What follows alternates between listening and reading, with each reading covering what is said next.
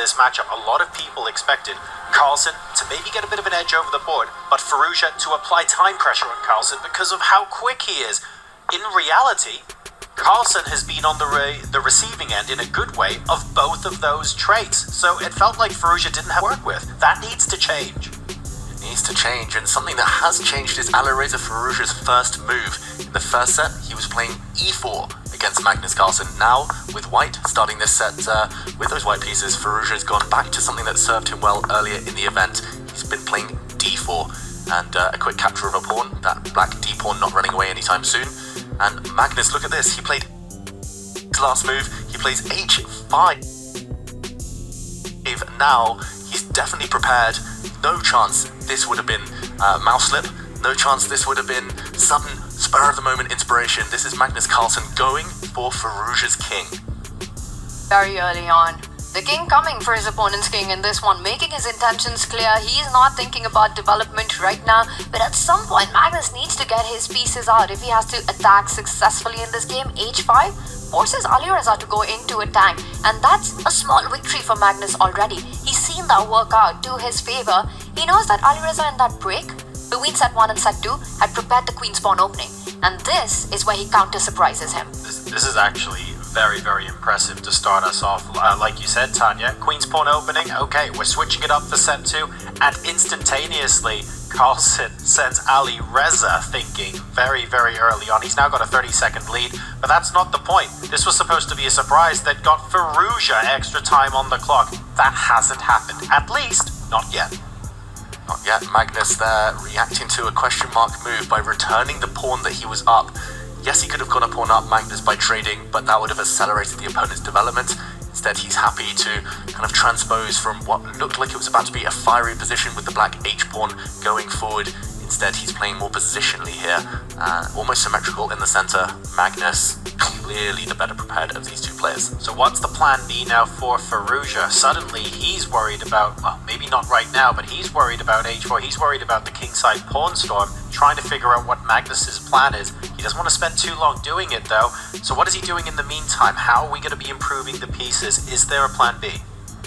It's a really tough question to answer, and I think Alireza struggles with it as well, as he continues to think, Magnus, especially when is prepared in this line. Right. My guess would be that coming into this match, Magnus had certain ideas for the king's pawn opening, and he'd also seen the queen's pawn opening. And this is something that was part of his repertoire for this grand final. And Firouzja is very aware of that, because h5 cannot be over-the-board inspiration. This is a move you've seen at home.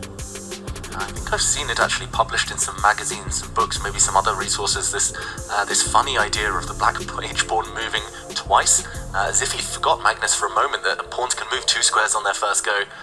Ultimately, Firouzja, he's repeated a mistake that a lot of us make. He's played the same opening multiple times in the same tournament, and Magnus, of course, he will have studied what Firouzja's been doing again.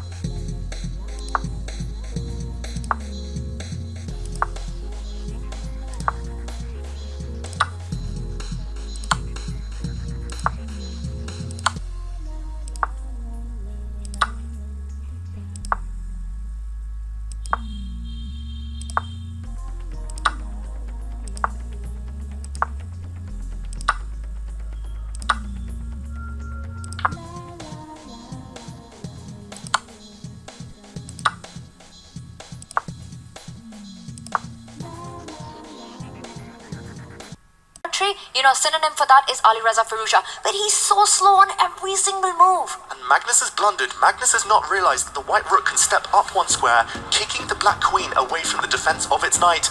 Magnus, we're going to see a reaction from him. He's going to have to switch gears and try to flag. He's just lost a piece. Whoa. Magnus Carlsen, will he go on to flagging mode now? That one big inaccuracy. We've seen him not play on the clock earlier in this match.